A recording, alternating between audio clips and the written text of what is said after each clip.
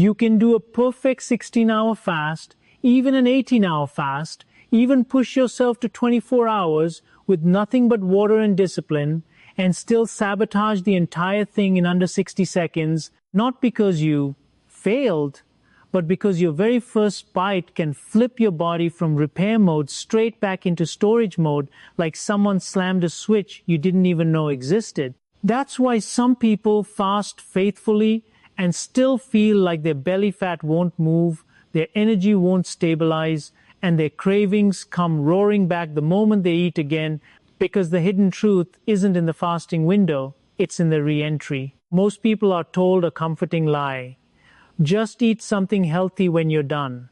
And it sounds reasonable, so you believe it, because who wouldn't? But that advice is incomplete in a way that can actually be damaging, because healthy foods can still create the wrong hormonal message at the wrong moment. A fruit smoothie can be healthy and still spike insulin so hard that fat burning stops immediately. A giant salad can be healthy and still shock a sleeping digestive system into bloating, cramps, and rebound hunger. So the question isn't, is this food healthy? The question is this food the right first signal after a fast? Because fasting is not just skipping meals. Fasting is a cycle. It's the body moving through phases, lowering insulin, resting digestion, turning inward, cleaning house, repairing tissue, and recycling damaged parts. And when you break a fast, you're not simply ending a timer, you're completing that cycle. If you end it with the wrong move, it's like cleaning your entire house all day and then immediately dumping a bag of trash in the living room because you were hungry. The cleanup happened, but the reset didn't. And here's the twist that makes this feel urgent.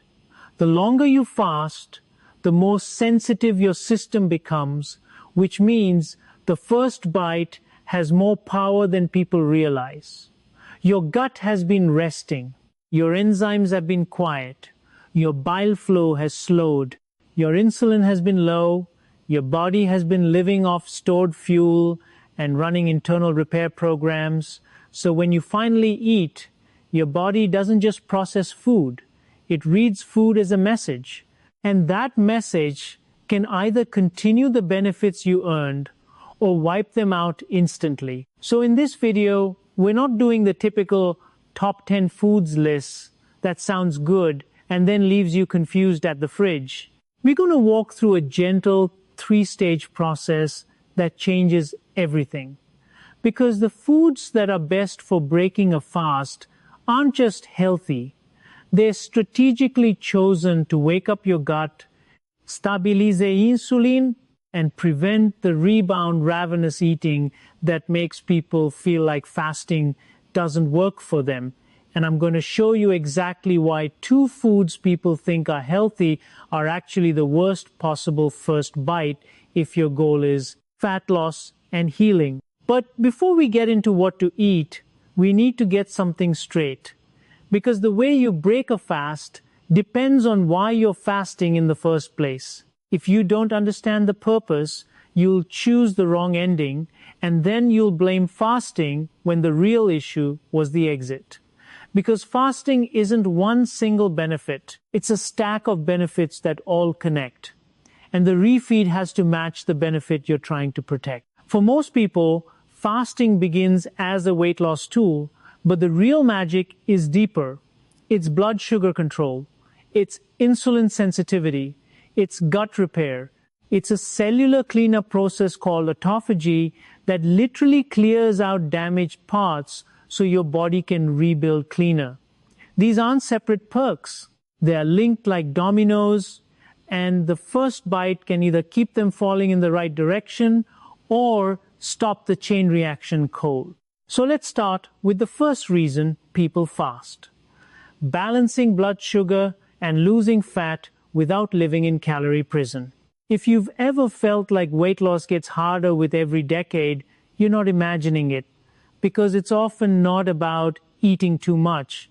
It's about how your body handles insulin over time. Imagine your cells as tiny houses with locked doors. Sugar, glucose is floating around outside like fuel deliveries, but the fuel can't enter unless someone brings the key. Insulin is the key. When you eat, especially carbs and sugar, your pancreas releases insulin. The key goes to the doors, and glucose gets inside for energy. That's a perfectly designed system. But here's what happens in modern life. You call for the key too often. Breakfast, snack, lunch snack, dinner, dessert, and sometimes a healthy late-night bite. The pancreas is sending keys constantly. Over time, the locks get rusty.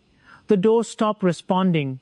That's insulin resistance. And when the doors stop opening, glucose stays in the bloodstream, your body produces more insulin, and now you have high glucose and high insulin together, which is the perfect storm for fat storage. Because insulin doesn't just move glucose, insulin tells the body to store.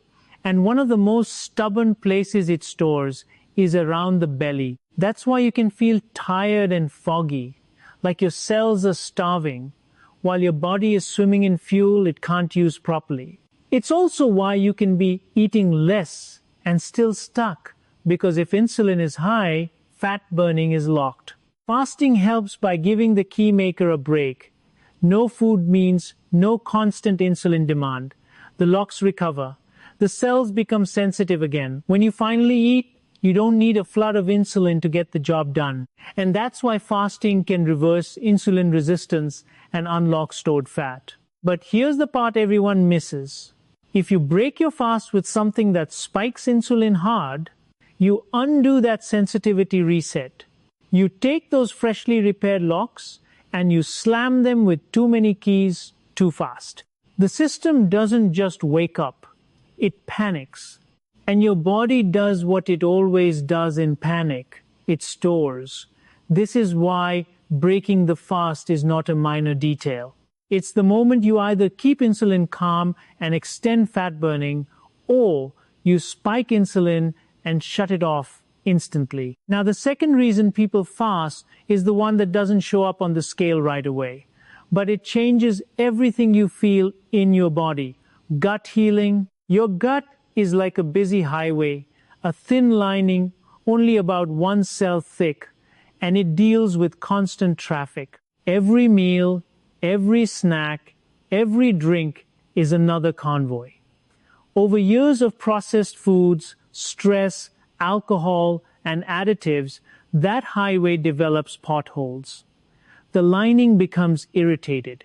Tiny gaps can form, and when the gut barrier weakens, particles that aren't supposed to enter the bloodstream slip through, triggering inflammation. That can show up as joint pain, skin issues, brain fog, fatigue, or mysterious bloating that never quite goes away. Your body tries to repair that lining constantly, but repairing a road while traffic is still flowing is almost impossible. Fasting is like closing the highway for maintenance. When you stop eating, the traffic stops. The gut gets quiet. Repair can actually happen. And this matters because the gut lining regenerates quickly, which means you can create a real healing window if you stop interrupting it with constant digestion. But there's another layer to gut healing that makes breaking a fast feel like replanting a garden. Inside your gut is a microbiome. Trillions of bacteria that act like an ecosystem. In a healthy gut, it's a diverse garden of beneficial microbes. But sugar and ultra-processed carbs are like fertilizer for weeds. Harmful microbes thrive, crowding out the good ones. That imbalance can drive cravings, bloating, and inflammation. And the cruel part is, the bad bacteria can literally push you to crave the foods that feed them, trapping you in a loop. When you fast, you stop feeding everything. The weeds lose fuel, the system resets.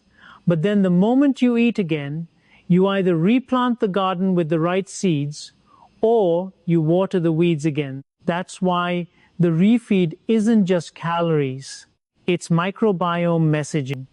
And if you break the fast with sugar-heavy foods, you reward the wrong bacteria first, which can bring cravings back instantly. Now, the third reason people fast is the one that feels almost like a secret superpower once you understand it. Autophagy. The word literally means self-eating, and that sounds scary until you realize it's the most elegant cleanup system you have. Think of your body like a home that accumulates junk over time. Old appliances, broken furniture, expired stuff in the back of a closet. If you never clean, the house becomes cluttered and inefficient. Autophagy is your body's deep cleaning crew. When you're constantly eating, your body is in building and storing mode, processing incoming resources, and it doesn't prioritize cleaning. But when you fast, the body turns inward and says, no new supplies are coming. Let's recycle what we have. It breaks down damaged proteins, worn-out mitochondria, and cellular debris, and it uses those building blocks to rebuild stronger. That matters for aging, inflammation, immune function, and metabolic health. It's the internal spring cleaning that makes fasting feel like a reset. But here's the catch. Autophagy is sensitive to food signals. Protein, especially, tells the body to shift out of deep cleanup mode and back into growth mode. Carbs spike insulin and can shut down fat burning fast.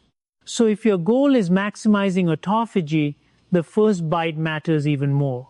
The wrong first bite can stop the cleanup in seconds. Now that you understand the why, the how becomes obvious. Breaking a fast is not a free-for-all. It's a gentle transition, and the golden rule is simple. The longer you fast, the more gentle you need to be when you reintroduce food. Your digestive system has been resting, your enzymes are not roaring, your gut is waking up.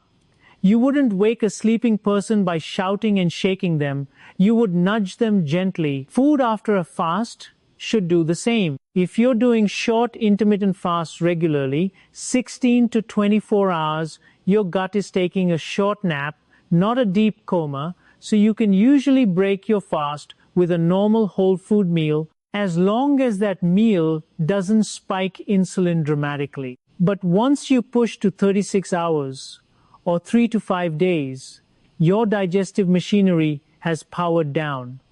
Stomach acid production is lower, enzyme release is reduced, bile flow is quieter, and if you slam your system with a heavy meal, you can get cramps, bloating, nausea, and that post-fast, why do I feel worse, reaction that makes people abandon fasting altogether.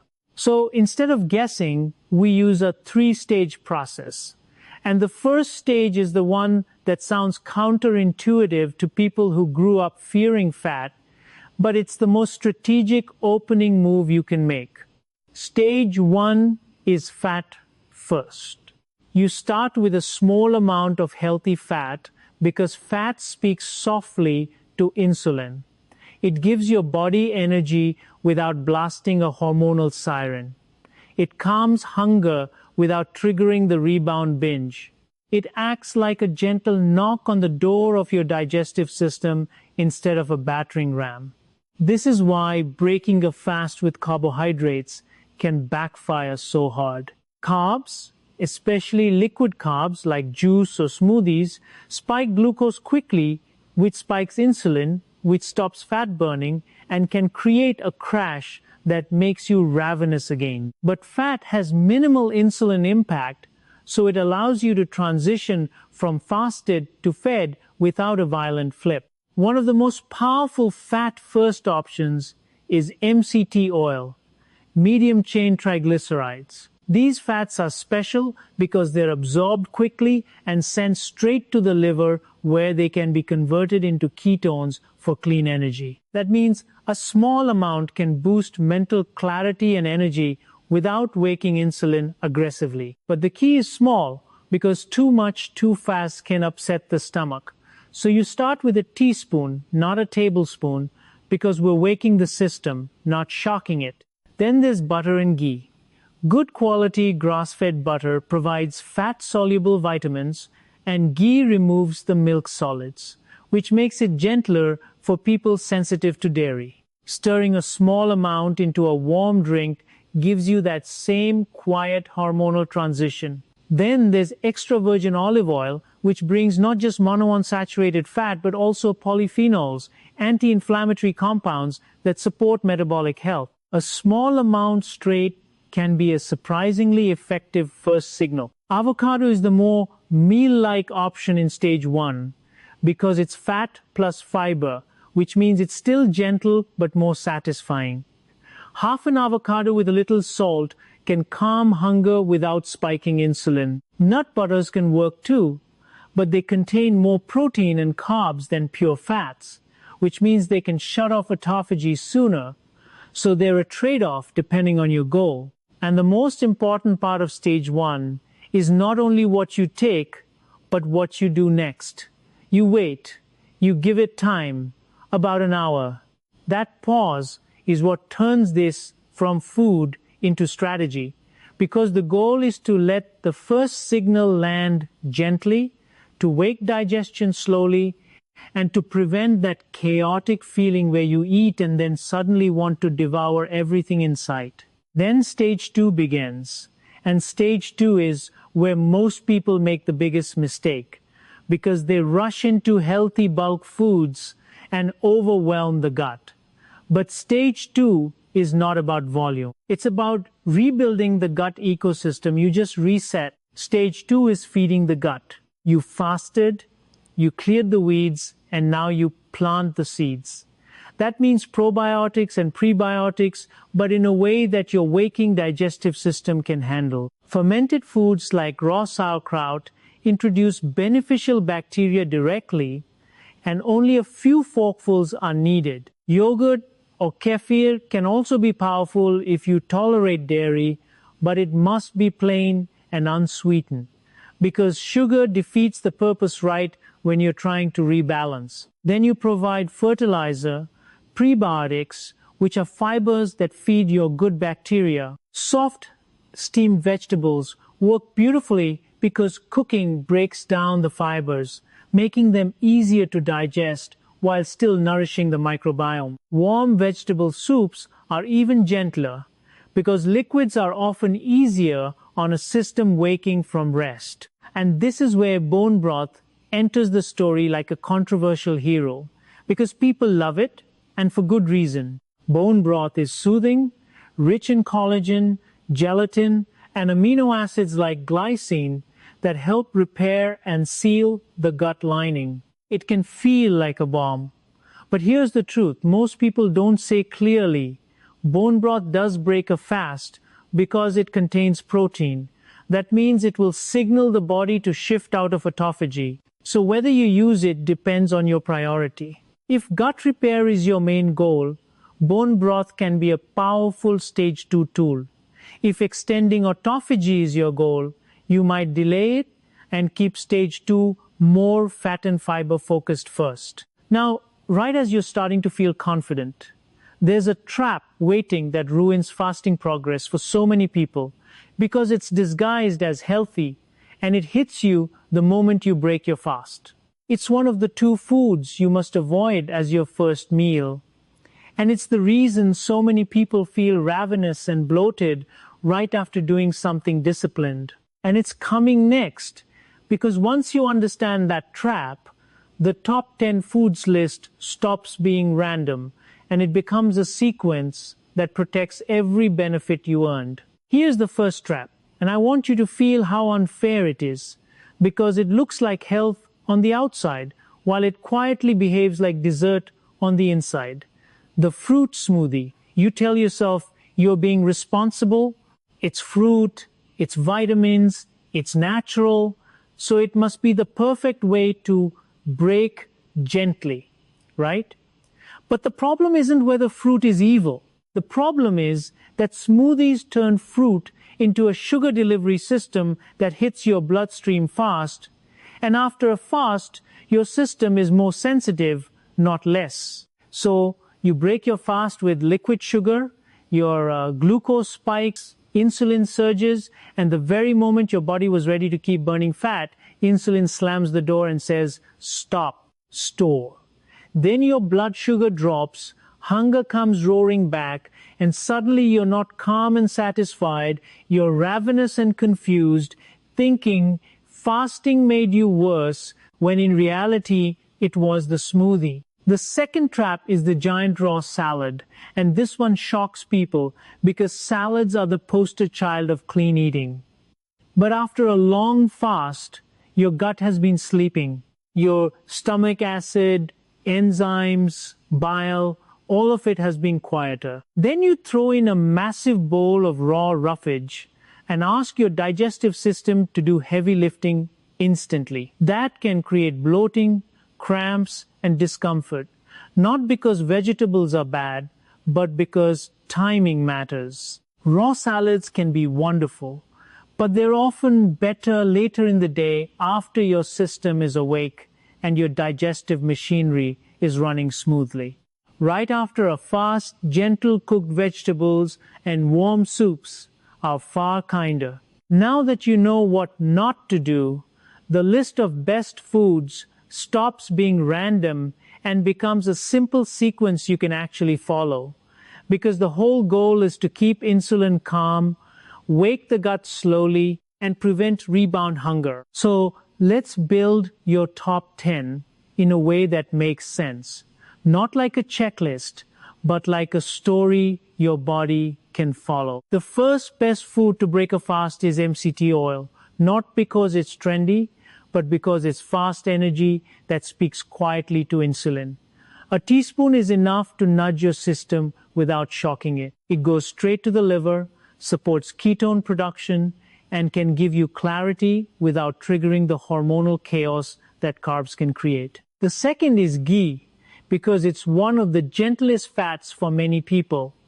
It provides a smooth transition, and since the milk solids are removed, it's often easier for those with dairy sensitivity. The point isn't to drink a cup of ghee.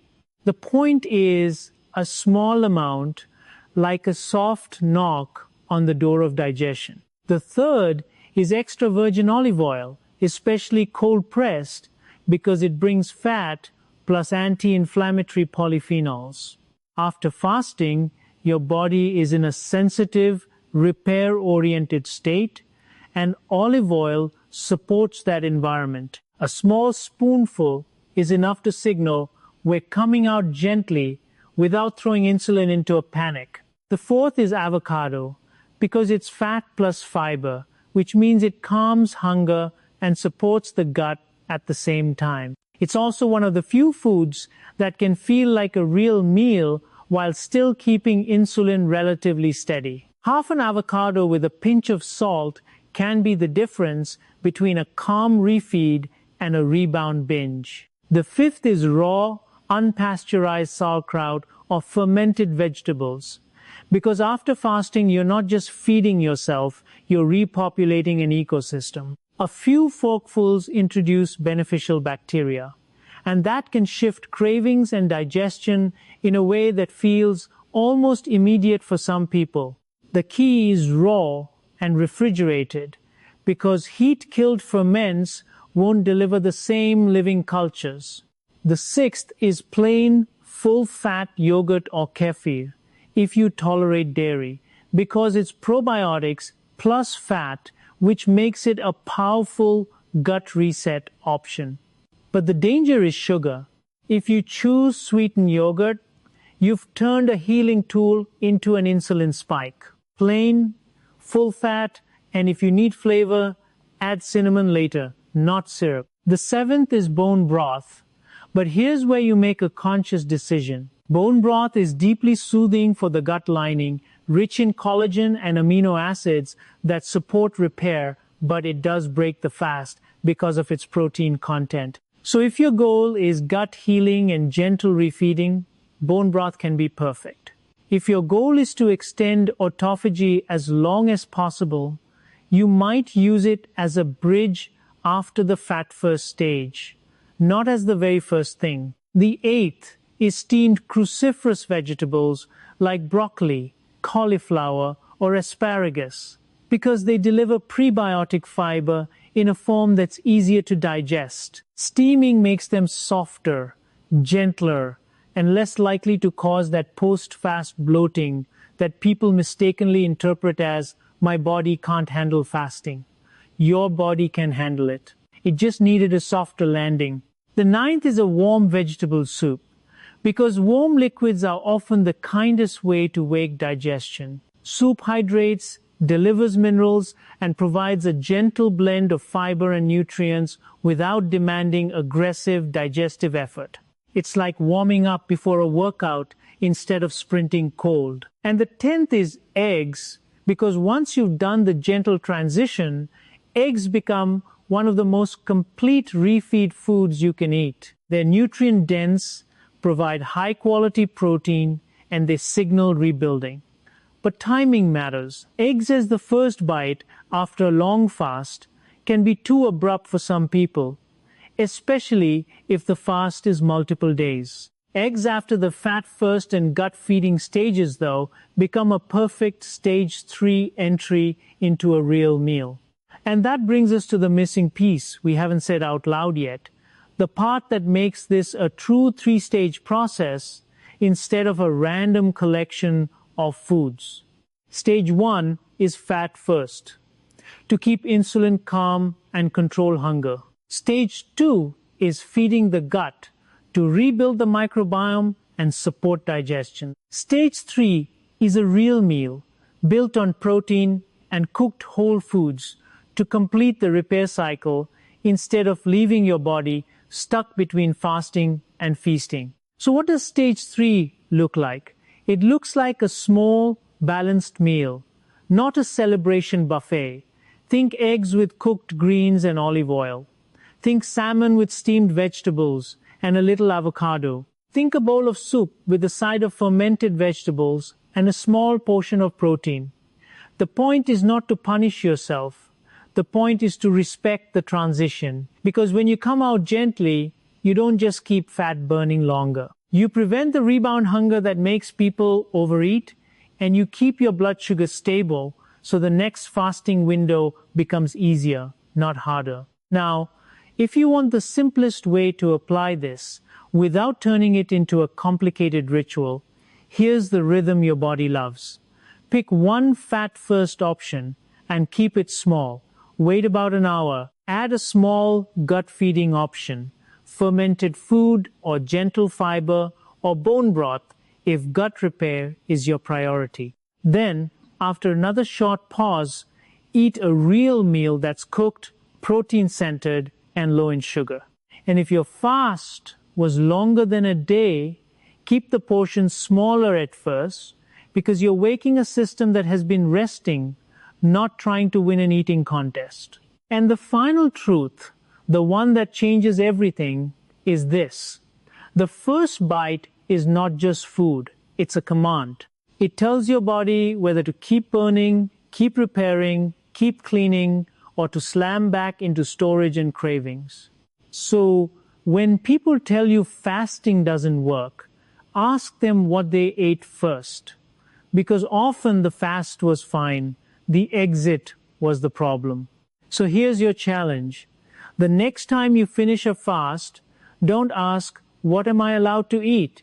Ask, what message do I want my body to receive in the next hour? Because that 1 hour determines whether you continue the benefits you worked for or whether you reset the clock back to 0. And once you feel the difference between a gentle break and a chaotic break, you'll never look at that first bite the same way again.